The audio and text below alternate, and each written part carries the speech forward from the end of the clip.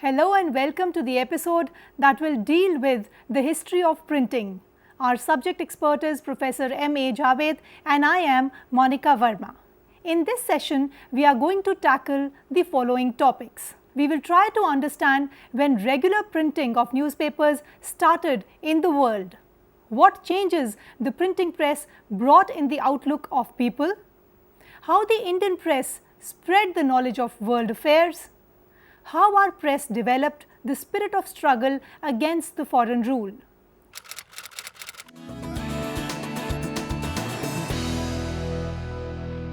Historical background. The regular publication of news goes back more than 2000 years to at least 59 BC when Romans posted public news sheets called acta diurna. The word diurna means daily has been an important part of news ever since. The words journal and journalism have their roots day and the daily. Current or timely aspect of news has always been an essential factor in newspapers. Acta diurna, daily acts, were wall postings containing imperial dicta to inform the public on a daily basis about what the public had to know or do. Some historians consider these as the first newspapers, but it is doubtful if they reached many Roman subjects directly. Perhaps their contents were orally transmitted to the general public by those who were able to read them or by the town criers appointed for the purpose. The ancient Greeks had great orators like Demosthenes who spoke to hundreds or even thousands of people who would assemble in amphitheaters. Stones and parchment and manuscripts played a very large part in ancient days as media of instruction and enlightenment to the public. The Greek historian Dioscorus Coronis of the 4th century BC recounts how the Persian king Darius 522 to 480 BC, who extended the Persian Empire from the Danube to the Indus, could send news from the capital with the help of a line of men who would be shouting while they were positioned on heights. This kind of transmission was 30 times faster than using runners. In the Bello Gallico, Julius Caesar 100 to 44 BC reports that the Gauls, using their voices, could call their warriors to war in just 3 days using fire at night and smoke or mirrors during the day. This is mentioned in ancient texts from the Old Testament to Homer. In Julius Caesar's time, it had already been a well-tried practice to keep official records of important events. When many rulers, including Greek polis, used inscription for public information, writing became more flexible and efficient means of conveying information over long distances. Rome, Persia and Great Khan of China all utilized writing in the system of information gathering and dispersal, creating wide-ranging official postal and dispatch systems. Every schoolboy has heard of the great Emperor Ashoka's edicts on pillars and slabs of stone. His edicts inscribed on rocks in the 3rd century BC are found across South Asia from Afghanistan to Sri Lanka, and the writ writers had a prominent place in the royal household. Oriental monarchs had also recognized from the earliest times the necessity of news services. It was the custom of the emperor or king to appoint a news writer or Wakiya Navis in each district for these writers to send reports of important events. Both horsemen and dispatch runners transmitted news and reports. These reports were not always accurate, and sometimes they were deliberately falsified at the instance of those who had a grudge against the emperor. In China, the Tang dynasty 618 to 907 created a formal handwritten publication, the Tipao, which disseminated information to the elite in the Qing period between 1644 to 1911. Private news bureau sprang up which composed and circulated official news in the printed form known as the Qing Pao. The medium of communication of information developed from the clay tablet of Mesopotamia, the papyrus roll in ancient Egypt and in ancient Greece to parchment codex in Roman Empire. By the 8th century, paper introduced from China began to replace parchment in the Islamic world and spread to medieval Europe. Also from China, printing slowly diffused to Europe, aided by Moor's occupation of Spain. Thus, we see that memory goes back to a time when there was no journalism of some kind or other. Perhaps it should not be glorified by that name. Still, it was that in substance. Broadly speaking, journalism came into existence when the first newspaper was published. It was not until the 15th century, with movable type printing press developed by Johann Gutenberg, a goldsmith in Mainz in Germany, that means of communication were transformed. The press not only copied words mechanically, but it did with impressive speed, able to create limitless number of copies. This new technique for the rapid reproduction of documents in multiple copies gave a tremendous impetus to the development of science and technology. The findings of one investigator could be disseminated with reasonable ease and speed to many others working in some subject area. By the beginning of the 16th century, the printing presses were bringing out thousands of books in all major European languages. For the first time, scriptures were available in languages other than Latin, undermining the authority of priests, scribes, and political and cultural elites. As a consequence, according to Fabre and Martin, the unified Latin culture of Europe was finally dissolved by the rise of vernacular languages, which was consolidated by printing press. Coupled with vernacular translations of Bible by John Wycliffe in England and Martin Luther in Germany, the printing revolution helped to pay the basis for reformation and foundation of nation states and of modern capitalism.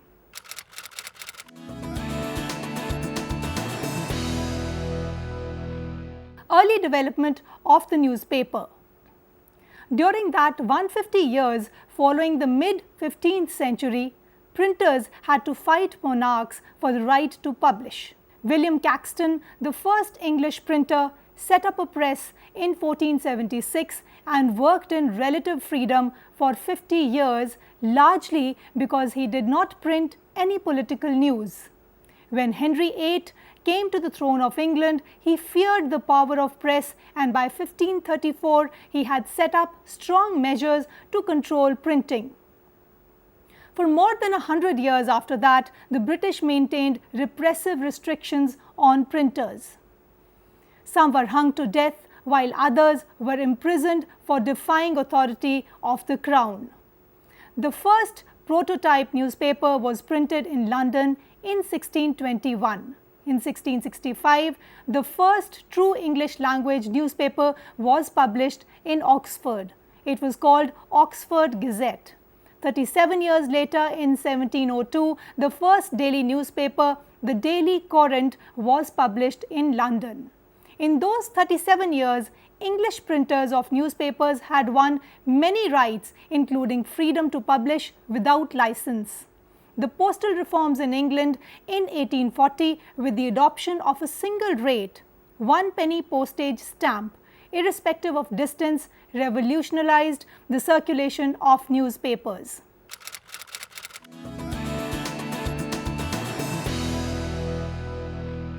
Newspapers in early America. New England was the birthplace of the American newspaper, but it was not until 1704 that a publication meeting all the qualifications of a true newspaper appeared in Boston. Nevertheless, in its lifetime from 1704 to 1776, Boston News Letter was rebuked by the government and publication was suspended several times. Most early colonial newspapers, like their European counterparts, existed primarily for the purpose of spreading information about business and commerce. Produced by printers, not journalists, they contained some local gossip and stories. In 1721, James Franklin began publication of the New England Courant. When he made a sarcastic comment in his paper about the British governor, he was thrown into jail and his 13-year-old brother Benjamin took over. Another colonial printer who ran afoul of the crown was John Peter Zenger, printer of the New York Weekly Journal, who in 1734 was thrown into jail for libeling the governor. After revolution, the colonial newspapers again served to encourage social action, helping to persuade the liberated citizens to ratify the Constitution and adopt a democratic form of government. In 1833, on New York Printer Day, began the New York Sun, and it sold for 1 penny rather than the usual 6 cents. In order to sell penny papers on a mass basis, the newspapers had to contain material of interest to many people. This economic factor led to development of the profession of news gathering. The man most responsible was James Gordon Bennett, a printer, who started the New York Herald in 1835. Day and Bennett both realized that to sell papers on the streets of New York, they had to have good stories and interesting headlines. Bennett started the practice of hiring men to go out and find news stories, and the modern news reporter was born. The penny press proved to be a great business. Within 15 months, Herald was having a circulation of more than 40,000. Other newspapers were started, such as New York Tribune and New York Times. With circulation ultimately reaching hundreds of thousands, these papers and their editors became powerful forces in society in mid-19th century, playing an influential role in the Civil War, the Industrial Revolution, Western expansion, and American urbanization. Similar newspapers were started in cities across the country.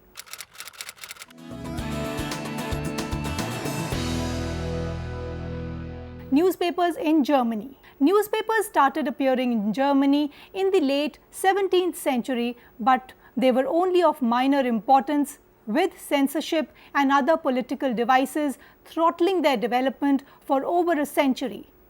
Among the first newspapers was Zeeland.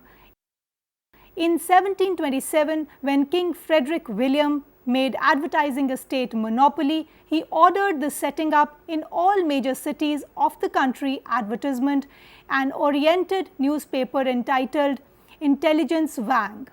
The best known moral weekly, Der Patriot, was founded in Hamburg in 1724 by Barthold Heinrich Brockers and Michael Ricci. The easy growth in the number of magazines published in Germany was attributed to the legal restraints on the newspapers and the rise of the bourgeois and comparatively leisured classes. It was only in the 19th century that political and other news and informative and entertaining articles found their way into publication. In the early 19th century, a few magazines officially classed as books and therefore not subject to censorship came into being. A wider audience was reached by a different type of publication, including historic political periodicals which presented, analyzed and commented on the events of the months.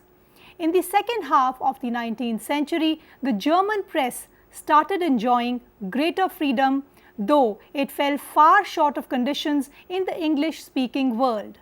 However, in spite of unfavorable political climate, the German newspaper industry developed rapidly in the 19th century, aided by a steady growth of literacy, acceleration of communications by rail, telegraph and telephone, the development of large urban communities, and the invention of new, more rapid and efficient printing techniques.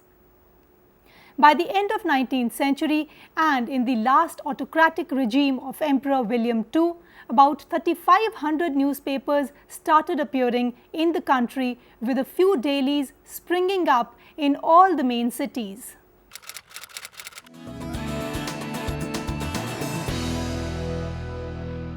The Soviet Communist Press. Until the fall of communism and the disintegration of the former Soviet Union, there was no privately owned media in the USSR and no private advertising.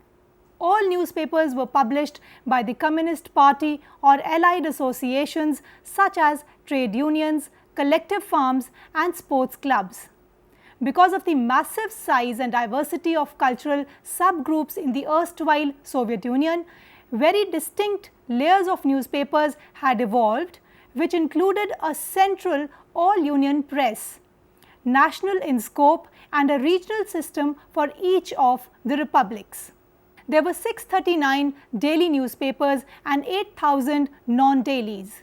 Many major national and regional papers in Soviet Union were published in both Russian and regional languages. Newspapers were published in 57 languages native to the USSR as well as 9 foreign languages. All newspapers were guided by the central government to ensure correct interpretation of current policies. The Central Committee of the Communist Party guided the press through its propaganda and agitation department. Pravda, the voice of the party and the most important paper of the USSR, was printed in 28 cities and had more than 60% of circulation outside Moscow. Izvesta served a similar function for the government on foreign policy. Red Star was published by the Defense Department. Western notion of freedom of press were rejected as being fundamentally unfree, as the Western media were controlled by capitalist economic interests which prevented them from publishing what was called the Marxist truth. The communist press, on the other hand, had no profit motive. Macquill and Relofs identified the following basic assumptions of the Soviet communist theory of press. The media should act in the interests of and be controlled by the working class. The media should not be under private control. The media should perform positive functions for society such as socialization, education, the supply of information, motivation and mobilization of masses. The media should respond to the desires and needs of the recipients. Society has the right to use censorship and other legal measures to prevent and punish anti-social publication. The media should reflect a complete and objective view of the world and of society in terms of Marxist-Leninist principles. The media should support progressivistic movements everywhere. Much has changed since the fall of communism in Soviet Union and East European countries.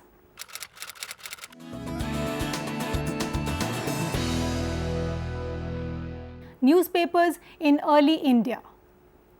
The story of the press and the history of freedom of the press in India have been tales of the constant struggle and progressive achievements under an alien government. The press, the great palladium of liberty of the country, has been linked throughout with the country's struggle for freedom and economic autonomy. Despite governmental suppression and bureaucratic high-handedness, the press played a glorious role in bringing about a national awakening and accelerating the dawn of independence. It inspired a sense of nationalism and created animosity for an alien imperialistic yoke. The first newspaper meant for publication was announced in September 1766 by William Bowles. He asked those interested to come to his residence to read the news from home and of ventilating grievances against the colonial administration. The announcement caused great commotion in official circles. His efforts were nipped in the bud when the Bengal government asked him to quit Bengal and proceed to Madras on the first ship that sails from the presidency. On the 29th January 1780, James Augustus Hickey brought out the Bengal Gazette or the Calcutta General Advertiser. It had 2 pages and was 12 inches by 8, brought out from Calcutta. Popularly known as Hickey's Gazette, it wrote sarcastically against men and affairs, especially against the administration of the East India Company. It took a leading part in blackening the name of Warren Hastings. When a malicious personal attack was made against Madam Hastings, the Governor General had recourse to law and published an order depriving Hickey of the privilege of circulating his newspaper through the General Post Office.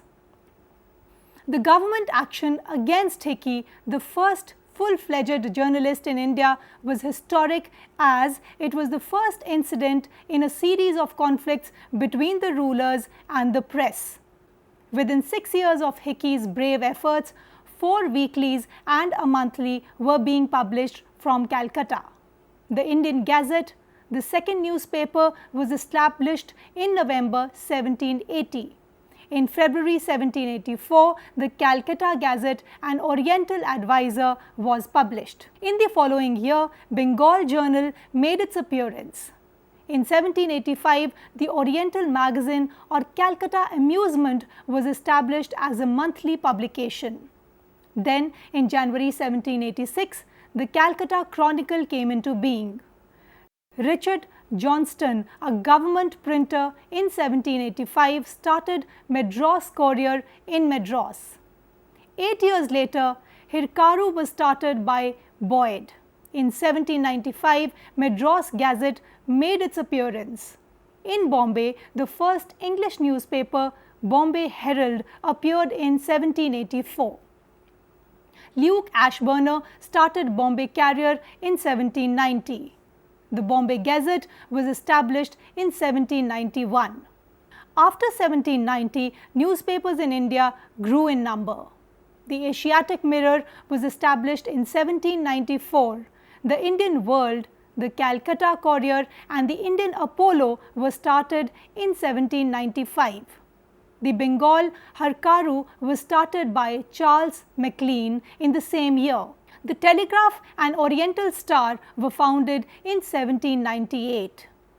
The pioneers of Indian language journalism were Serampore missionaries with Samachar Darpan and other Bengali periodicals, and Raja Ram Mohan Roy, the social reformer, with his Persian newspaper Mirat-ul-Akhbar, in which, in addition to comments on news, the Raja also engaged in theological controversy and propaganda for social reforms. In 1821, Raja Ram Mohan Roy had taken over Sambad Kaumudi, which had been founded in December 1821 by Bhavani Charan Banerjee as a weekly organ of Hindu political and social opinion. There were some newspapers in Persian at the end of the 18th century, but they were short-lived. No copies are today available. The oldest extant newspaper in the Jamai-Jahan Numa made its first appearance on March 28, 1822. It was a weekly priced at 2 rupees a month. The object was dissemination of news from English newspapers and all important cities of India. Another newspaper was to become prominent was the Bengal Herald or Weekly Intelligencer, established by Robert Montgomery Martin, a surgeon, and Neil Ralton Halder. The paper was a weekly and was printed in English, Bengali, Persian and Nagri. In the meantime, Fardunji Murzban in 1812 established the first Gujarati press in Bombay called the Samachar Press. At first, he printed the Gujarati translation of Parsi religious books, but in 1822, the Bombay Samachar was started. There was an appreciable growth of newspapers in 1835, especially in Bengal. The number rose during the 2 decades preceding the Great Revolt. In 1873, George Campbell had ordered an inquiry into the state of the Indian-owned press of Bengal, and the result showed that 38 papers were in existence at that time. Till the outbreak of mutiny in Meerut, the Indian press was not viewed within extraordinary or unusual danger. The Indian press began to speak out against the administration of the company and openly sympathized with the rebels. The Doorbeen, Sultanul Akhbar and Samachar Sudabarshan were most outspoken. The Indian press was violent and exhorted Indians to further the revolutionary activities. The government on 13 June 1857 passed a new Act 15 of 1857 to curb the freedom of press. The Urdu press had its unique character. It played a very distinguished role in inspiring readers for India's fight for freedom. Who can even forget the epoch-making contribution by Maulana Muhammad Ali's Hamdard, Maulana Abul Kalam Azad's Al-Hilal and Maulana Zafar Ali Khan's Zamindar and Bande Mataram of Lala Lajpat Rai, Partap and Milap of Mahashay Krishan and Khushal Chand. In conclusion, we can note that expansion of printing presses was a major factor in the growth of worldwide newspapers. The Times of India was founded in 1838, while the Southeast Asian premier newspaper, the Straits Times, was started from Singapore in 1858. By 1870, more than 140 newspapers were being printed in Indian languages. In Cairo, Al-Ahram, Al-Arabic daily, was established in 1875. Japan's most respected newspaper, Asahi Shimbun Morning Sun, was founded in 1890. In Europe, the growth of popular press was unprecedented in the 1890. France's Le Petit Mail had a circulation of 1 million in 1890, while in Britain, the Daily Mail, launched in 1896, was doing a roaring business. Newspapers were used by leaders to articulate nationalism in many Asian countries. The Chinese nationalist leaders Sun Yat-sen founded Chung Jojib Pao, Chinese daily paper, in 1899, while in India, Gandhiji used Young India and Harijan to propagate anti-colonial agenda.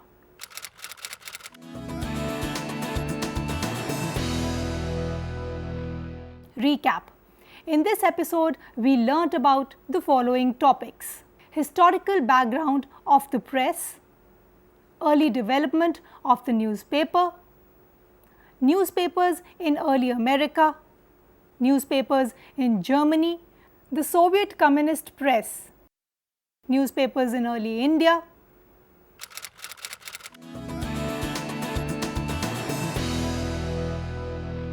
conclusion.